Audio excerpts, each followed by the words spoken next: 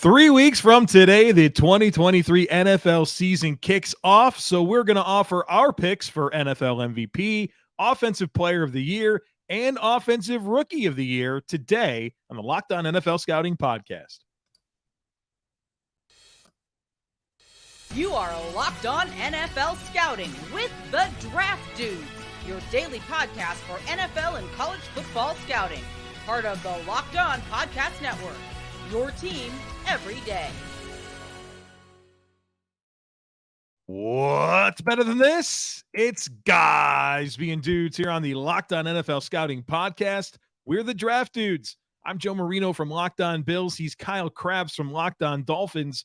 And we are your NFL experts here with you daily to talk team building across the league on the Locked On NFL Scouting Podcast with the Draft Dudes, part of the Locked On Podcast Network, your team every day. We'd like to thank you for making Locked On NFL Scouting your first listen every day, and a big welcome and shout out to our everydayers. You know who you are. Those of you who never miss a single episode, we appreciate y'all being here very, very much. Joe, happy non-pre-order Madden release eve to you. Comes out for everybody tomorrow. What's the deal here? Yeah, if you pre-ordered the deluxe edition for an extra $40, you could have got it 3 days ago. But for everybody else, comes out. What tomorrow. Are we getting at? Is this a Joe's not buying Madden moment? Is this a Kyle is? No, what's the deal? My timeline has been littered with examples of the same crap. Glitches that always exist. Yeah. But at least we made sure Patrick Mahomes can stick his tongue out when he throws in case you pause the game and go into replays and zoom in on his face. I'm glad we got a new feature. This. Yeah. I'm glad that exists as well. I will probably bite at some point, but it's been like 3 years since Not right away. It's been 3 years since I got it. Well, I mean, I know that you want to see Josh Allen every time you turn it on. That would be instead of enough, right? Yeah, how ticked off is Patrick Queen? Like the title screen, I believe, is him running over Patrick Queen on the goal. Which is funny because Patrick Queen pushes back. He's like, that don't happen. And then like there were actual clips of Josh Allen clowning Patrick Queen that were posted. Yeah, absolutely. And you know, Josh gets that ostrich run going, man. You never know what's going to happen. He does kind of run like an ostrich, doesn't he? He runs like an ostrich, man. When he has the ball, he's running like an ostrich out there, man. Insane. I also didn't realize there was a lamp right there next to you, too.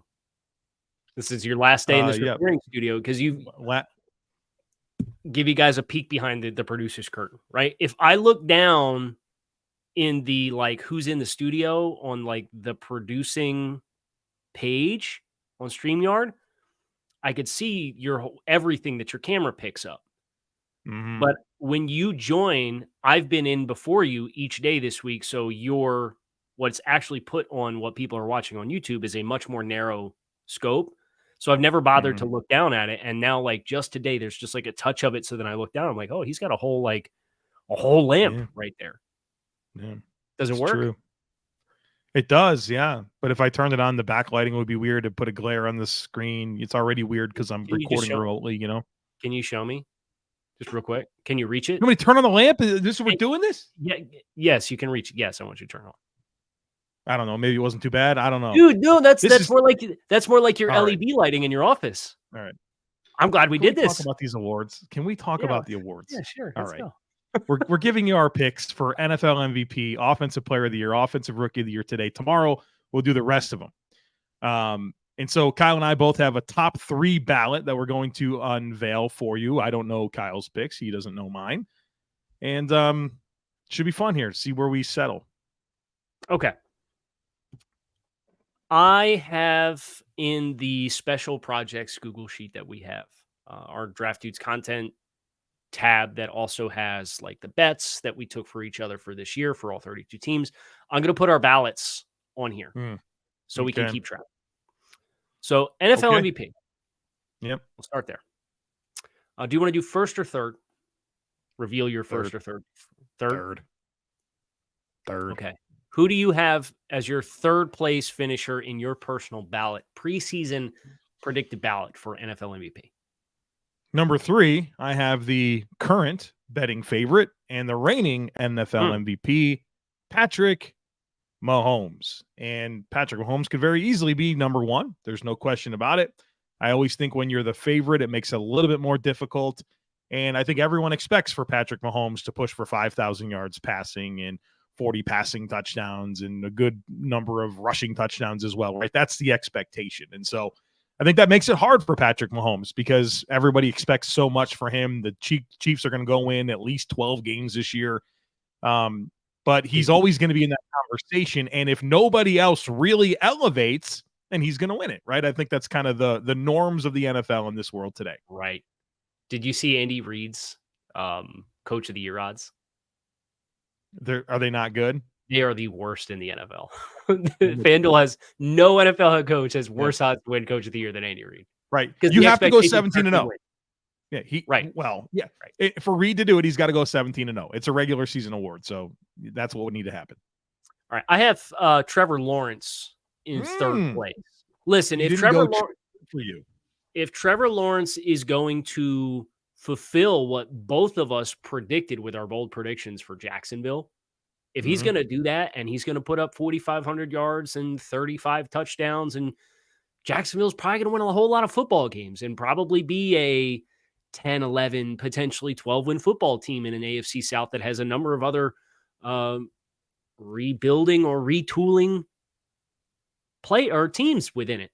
So I think the team success of Jacksonville and Trevor Lawrence elevating and sustaining his play in the back half of last year across a full season, which we think is going to rewrite the passing records in Jacksonville, I think is a recipe. Look, he's plus 1,600. Yeah, it's good value. I mean, and if I were going to say like, hey, I'm going to take a shot and throw a dart on a guy that is longer odds, Trevor would be my guy because the other 2 guys that I have picked are within the consensus top 3 guys to win the award this year. So Trevor Lawrence, third place for me, plus 1,600, really good odds for a player I think you and I both expect is going to have an outstanding season. Yeah, I like it. I like it, Kyle. You mentioned this is your guy outside of the top 3 odds to make your ballot. Here's my guy outside of the top 3 odds to make my ballot, and his name is Justin Herbert, quarterback for the Los Angeles Chargers. There's some things that I really like about Herbert this year. Number 1 is the new offensive coordinator, Kellen Moore, coming in, which I think will unlock more of Justin Herbert's ability to push the ball down the field. I like the offensive line a lot, right? I mean, a lot of good young players. They're healthy. I think that's going to really allow Justin Herbert to produce. I mean, he's got weapons, right? They added Quentin Johnson to this mix to go with Keenan Allen and Mike Williams and Josh Palmer and Gerald Everett and Austin Eckler, right? They've got players. And I think that they're going to be in a situation where might be some questions on the defense, right? Might put Justin Herbert into more high leverage situations to have to produce and make things happen.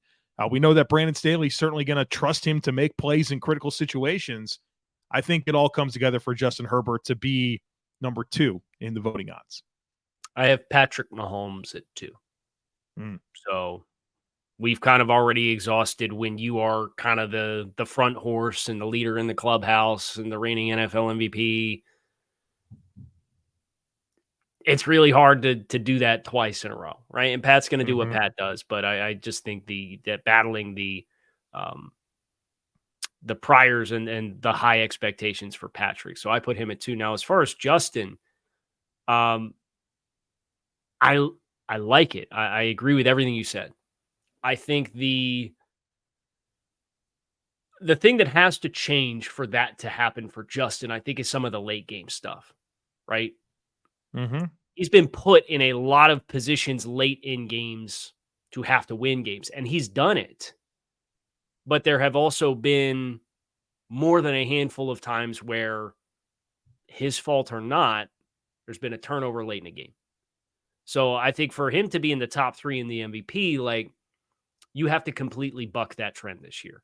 And hopefully you're in a position where you don't have to do that 8 times and you're successful 4 times and then not successful 4 other times. And people will point to the 4 times you didn't do it and say, well, you didn't get it done. Right. But I think that's the narrative when I think about Justin. Justin's not my top choice. So I think that's the thing that would have to change for Justin. Fair enough. Number one for me, here's my my big homer moment of this podcast. I'm picking Josh Allen to win the NFL MVP. Obviously, he's been right in that conversation for the last 3 years. But the reason I think this year can be different, that he can not be, second or third in the voting and be number one, is I think the Bills are going to play a lot closer games this year. Where, I mean, over the last 3 seasons, the Bills have had a very large quantity of games where they just won by multiple scores. And I think that the schedule this year is just more challenging. There's better quarterbacks. There's better teams on this schedule. I think that's going to put the Bills in situations where Josh Allen's going to have to produce later in the football games. And you can't just kind of coast through the fourth quarter and get into your 8-minute offense and just get out of the game. And I think that's going to lead to more production, potentially the best production of Josh Allen's career. In addition to being year 2 with Ken Dorsey, I think they've put the most versatile group of weapons around Josh yet. Dalton Kincaid, I think, is going to have a nice season for him as a rookie tight end to go with, improved depth of the receivers with guys like Trent Sherfield and Deontay Hardy, and even, what Khalil Shakir can do in year 2. So I'm just high on this being an important year for Josh's legacy. I think Diggs is really motivated. I think he's going to have a huge year. And I think Josh is going to go out there and just put out big numbers all season long and be finally his time to claim this. I do not have Josh Allen as my selection. I have Joe Burrow as my number 1 selection. They have equal odds at plus 700 in FanDuel Sportsbook right now. For Joe, I'll say this. Their home opener is against Baltimore. We just found out Marlon Humphrey is going to miss a little bit of time with a surgical procedure. You play the NFC West. So you've got Arizona, Los Angeles in there. You have one of your tough divisional matchups. Marlon Humphrey, we have found out, will not possibly may not be ready for or available for. You also play the AFC South. So you get the Titans, you get the Colts, you get the Texans. You get some tough ones in here too. You got to go at San Francisco, right? The AFC North is as loaded defensively as any team in football, with the exception of maybe the division that Josh has to play, which is the AFC East, when you consider the Jets twice, the Patriots twice. And I know they've had success against the Patriots, and then the Dolphins, obviously, with Vic Fangio, you're expecting a better performance. They also get Cincinnati also gets Minnesota. We've talked a lot about their corner situation this year. So I just looked at the schedule for Cincinnati, the fact that they get a potential break on one of their divisional games. And I think it pieces together well enough for me to forecast really big numbers for Joe Burrow. So what's interesting is you don't have my pick in your top 3, and I don't have your pick in my top 3. All right. So that's real interesting. Kyle leaning into the schedule. I don't know. Joe Burrow, man, he's got to be available at the beginning of the season at some point, right? Kind of set him behind. This will be the time. We'll see. All right. Did you know that 80% of men will experience hair thinning in their lifetime? It's normal, but it doesn't have to be your fate. You can get ahead of thinning with Nutrafol. Nutrafol is the #1 dermatologist recommended hair growth supplement, clinically shown to improve your hair growth, visible thickness, and visible scalp coverage. Nutrafol supports healthy hair growth from within by targeting root causes of thinning, such as stress, hormones, environment, nutrition, lifestyle, and metabolism through whole body health. So take that first step to getting visibly thicker and healthier hair. And for a limited time, Nutrafol is offering our listeners $10 off your first month subscription and free shipping when you go to Nutrafol.com/men and enter promo code LOCKEDONNFL. You can find out why over 4,000 healthcare professionals recommend Nutrafol for healthier hair. Nutrafol.com/men, spelled Nutrafol.com/men, and enter promo code LOCKEDONNFL. That's Nutrafol.com/men, promo code LOCKEDONNFL.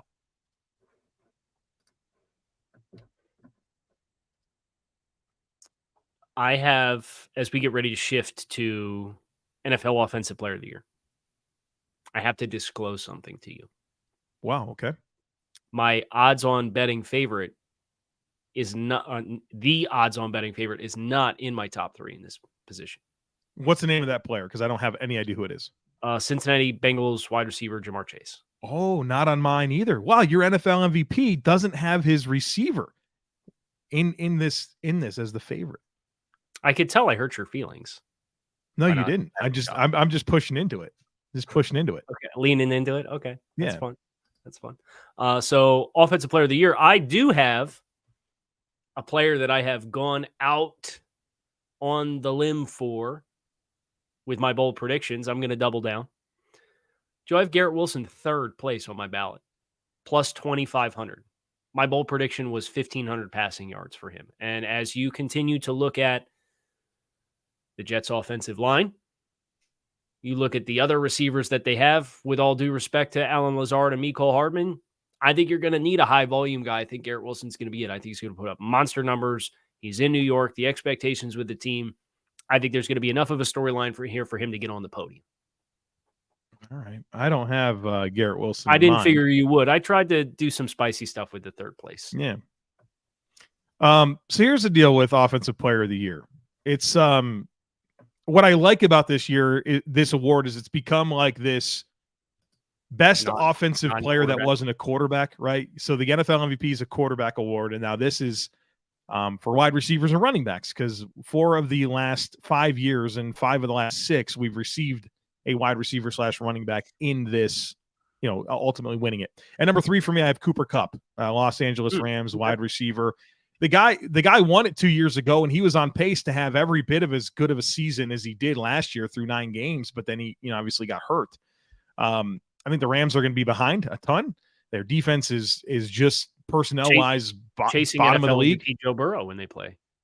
Yeah, so that'll be good for them. Joe Burrow will have probably at least 6 touchdowns and 800 passing yards, and so a lot of production coming for Cooper Kupp. You know what I mean? So I think his numbers are going to be huge. He proved to us last year that he doesn't need like great receivers around him. He doesn't need Odell Beckham to produce. Right, that number 2 was Ben Skowronek and Allen Robinson, and Van Jefferson was hurt all the time. I think Cooper Kupp has big numbers again this year and gets in the top 3. That's a little bit longer odds than Garrett Wilson. So we both went spicy with the third place. Good. Cooper Kupp. You want to do a head-to-head? Who has more receiving yards?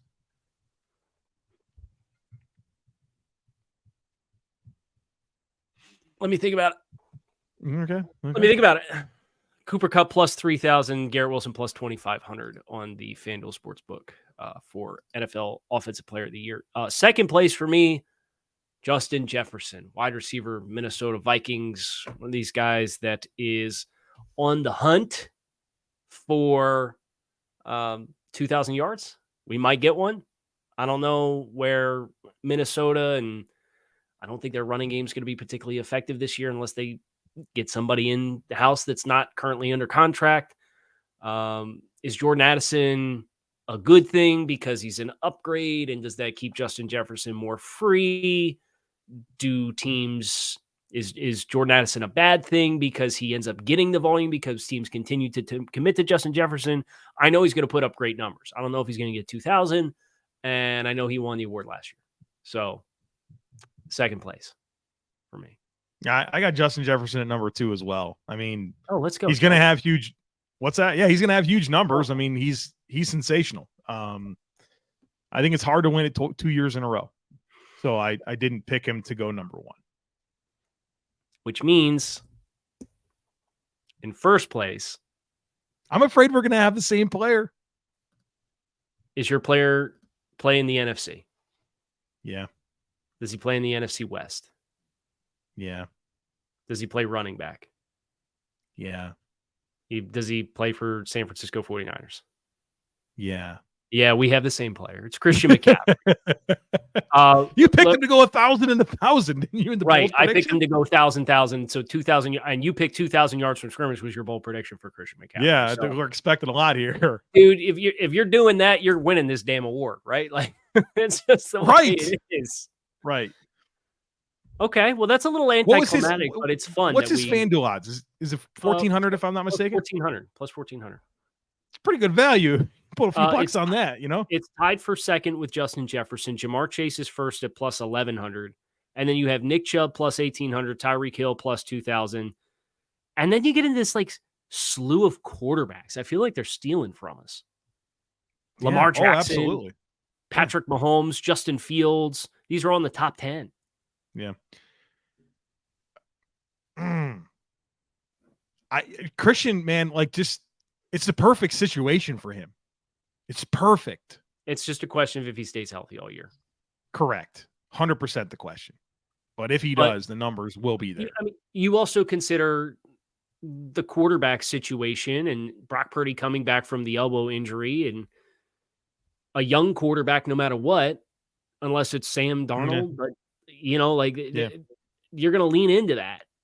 And I understand you've got the question I ask myself is, does the presence of stud receiver in Brandon Ayuk and one of the most versatile weapons in the NFL in Deebo Samuel take away enough volume where I think this doesn't get done? And the answer is no. Yeah, I don't think so. I still think they want to run the football. McCaffrey's going to he's probably going to get 220 touches a game is probably the floor if he's healthy all year, which is 340 touches. We both left off Ja'Marr Chase, who's the favorite. Okay. I didn't pick him. I'd be interested in hearing why you didn't pick him to be in your ballot. Too many other receivers. Yeah. I mean, and Cincinnati, I think they're going to benefit from, you also have Tyler Boyd, right? Yeah, that's what I meant. He's got too many other receivers. Yeah. I have Kupp and Jefferson. Who else is catching the football for those teams? Rams and Vikings. Right. I mean, you got a rookie in Jordan Addison. And then that was the thought process for me with Garrett Wilson. Garrett Wilson, head and shoulders. Like, I get you've got chemistry with Alan Lazard and Randall Cobb, but them and Mecole Hardman, come on now. Don't forget about Corey Davis, man. Corey Davis is there. Jets fans were ready to pack Corey Davis's bags for him in February. I don't want to hear about Corey Davis. Right. So, okay. Yeah, there you go. Offensive Rookie of the Year coming up next. Is that the plan? You got it. All right, stick with us.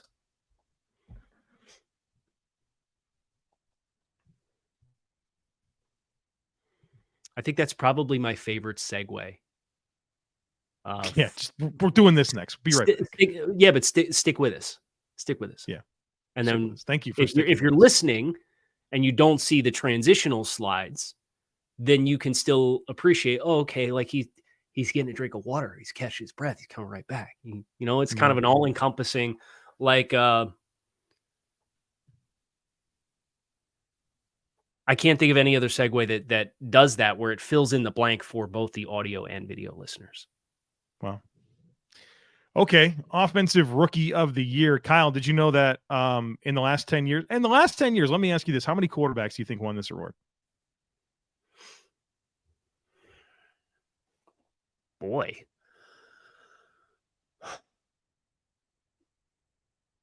Was Baker Mayfield one of them? I know he set the rookie passing records. Baker Mayfield was not one of the three. Three. There were three. Great job. The number in my head was going to be two. Yeah, it's three. So three. I thought this was a quarterback award. It's not a quarterback award. Who were they? Kyler Murray, Justin Herbert, and Dak Prescott. That's it. Yeah. Okay. So as I sat here and I was spoiler alert, I didn't love picking the quarterbacks to win it. I've got one on my ballot, but I was like, I don't know. I just don't know if I really believe one of these three quarterbacks is going to win it over the guys that I have picked. Kyler Murray won? Yeah, dude. Offensive Rookie of the Year were Josh Jacobs, A.J. Brown, Miles Sanders had 1,300 yards from scrimmage. Yes, he won it. Okay. Wouldn't have been for me, but that's okay. Anywho, I also have one quarterback on my ballot. I won't tell you where he's at. Okay. I can tell you I have Jahmyr Gibbs in third place. Why don't you start there? Sure. Jahmyr Gibbs plus 850 odds. The bold predictions that we did for that series about 2 weeks ago, I had Gibbs going for 800. So I think he's going to have a really strong representation in a total yards or yards from scrimmage perspective. I don't know that he's going to be your featured ball carrier, but they just had Jameson Williams go down at practice again yesterday. Was already dealing with a suspension to start the season. You've got Amon-Ra St. Brown, Sam Laporta, Josh Reynolds, Marvin Jones, Kyle. Marvin, right. These are the guys and you spent a top 15 pick on this guy. He's going to get the rock a ton. And it might just be as a pass catcher, but I look at the opportunity in Detroit's offense. Ben Johnson, as creative as he is, I think it's going to be really well represented in yards from scrimmage. And as a result, I have Jahmyr Gibbs at plus 850 in third place on my ballot. Number 3 for me is the quarterback. This is the one quarterback that I picked to be on the ballot, and I wrestled with this hard. Okay. What's challenging about all 3 of the top 4 quarterbacks, right? They were all picked in the top 4 picks, first round, is that there's just something about that situation that bothers me. So if I look at the guys I didn't pick, one of the guys I didn't pick is CJ Stroud. And I just feel like there's so much that has to come together with Houston, young offensive coordinator, like the offensive line, but a lot of young weapons, just a lot to come together. Can I interject there real quick? Because Miami's obviously having joint practices with Houston. There's a lot of buzz that Dalton Schultz is going to lead the team in targets this year. Yeah, so there you go. That's why I'm not picking CJ Stroud. I'm also not going to pick Bryce Young, which tells you that I am going to pick Anthony Richardson. With Bryce Young, I just get nervous that he doesn't necessarily have the running game that I think he's going to need to lean on. I get concerned about that. Miles Sanders, Chuba Hubbard, those are complementary backs to me. They're not like lead backs. And I like the group of weapons, but is there a true, this guy's going to get 150 targets because they deserve 150 targets, right? Like there's reasonably good players, but not a dude where he can really just lean on that guy. And Bryce Young, an outlier himself, right? I think he's got a big adjustment ahead of him. I don't feel good by him. So I am picking Anthony Richardson to be the quarterback on my list. And this is really tied to my belief that Jonathan Taylor is going to be there and be healthy and help them, because I think that's critical for Anthony Richardson. But I feel like it's a lot of trust in Shane Steichen. It's a lot of belief in the physical upside that Anthony Richardson has to produce numbers as a runner and a thrower. I think there's enough in the skill players to allow him to play good. I think the schedule's really, really helpful in this conversation. We know he's the week 1 starter. So I know I said a lot there, but I that's the quarterback that I think is going to have the best rookie season. All right. I got bad news and I got good news for you. Which one do you want? The bad news. The bad news is I need you to take a deep breath, because you got to keep talking, because for all the reasons that you just outlined, Anthony Richardson is number 2 on my ballot. So that puts you back in the driver's seat to tell us who's number 2. I agree with you wholeheartedly on the entire quarterback discussion. I think you did a really nice job outlining the concerns for each player, specifically with Bryce Young. We saw the processing in the opener against the Jets, right? It's really good pre-snap processing. But when you get up to the line of scrimmage and you're processing man coverage, and say the concept tells you to dictate, pick your best matchup. Who's your best matchup? For that Richardson? Guy? No, for Bryce Young. Just finishing the thought on Bryce Young about you have a lot of really good, competent weapons, but not the player that you're going to get up to the line of scrimmage and have a man-beating concept and say, I'm just going to take this guy against man because I know it's man coverage, right? Right. So it puts all that much extra stress on Bryce to be really, really, really proficient as a young quarterback in the NFL each and every play, to work through your pre and your post snap. And as a player who I think is a little bit of an outlier, who is, I think, going to face his own unique transition to the NFL, I think that can be a big enough barricade where I think Anthony Richardson, even if Jonathan Taylor's gone, you know what that means? More quarterback run game with Anthony Richardson. Probably, right? Yeah. Right? They'll find a running back, right? If Jonathan Taylor's gone, all of your red zone goal line carries are going to who? Probably Richardson. Evan Hull. Probably Richardson. We'll get the extra workload. So all of that combined, I have Richardson at 2. Caught you a little time to catch your breath. Number 2 for me is a player you had at number 3, Jahmyr Gibbs, running back Detroit Lions. Yeah, I mean, I get it. They obviously made a sizable investment here to have him. I mean, I believe them when they say they would have drafted him at number 6 or whatever pick that they originally had. But yeah, I mean, it's a belief in Ben Johnson to get the most out of him. Good offensive line. You know, maybe some questions about how prolific the passing game can be with some of their weapons. I think they're going to lean on Gibbs. He's going to produce, and you know, it might be like Kamara production. You know what I mean? Yeah. Like not necessarily a ton of rushing volume, but the total volume is really big. I think he's going to have a good year. Which brings us we to got the first same place. player, Kyle. There's only one correct answer here. It's Bijan Robinson. No doubt. I know nobody cares about our fantasy teams, but it is a personal goal of mine. I've not done any drafts yet, any redraft, to have Bijan Robinson on every single roster that I he's a first-round pick, I'm guessing, right? Yeah. I predict he's going to lead the league in rushing with our bold predictions. It's for all of the concerns you outlined with like all the quarterbacks and their situations, there's big questions. Like, what's the question in Atlanta for Bijan Robinson's situation? Right. And that's a good thing. It means they're going to run the ball more. So, like, Ritter even helps the Bijan Robinson discussion. Do you think so? Like, do you get a little bit worried about teams loading up the box and, like, daring Desmond Ritter to make throws, and that they do have Tyler Algier? I know you don't care about him, but I think the Falcons do. And Cordero Patterson. Like, is there enough there to have a level of concern? No. It's pretty minor, but I'm saying if you were going to drum up some questions about this coming together, I think that's what I would point to. No. I have no questions. Well, that was fun. That was NFL MVP, Offensive Rookie of the Year, Offensive Player of the Year. Joe, tomorrow we are doing Defensive Player of the Year, Defensive Rookie of the Year, and Coach of the Year, I believe is our slate. Is that correct? Can you confirm or deny? Yes? Yes. Very good. So we want you guys to hit subscribe. You can find us on YouTube, wherever you listen to your favorite podcast. Come on back, see us again tomorrow as we get kind of an early jump on these season award predictions, but we wanted to make sure that we got out there and got ourselves on the record. And we'll be interested to hear the other predictions from the other outlets that come down the way here in the coming weeks. But we wanted to get out in front of it, and we hope we've accomplished that, and we hope you guys enjoyed it. We want your predictions. We want yours. Put them in the chat. If you're on YouTube. Put them in the comments. Put them in the comments on YouTube. That's absolutely right. Good call, Joe, because you can find us on YouTube or wherever you listen to your favorite podcast. Make it a great rest of your day.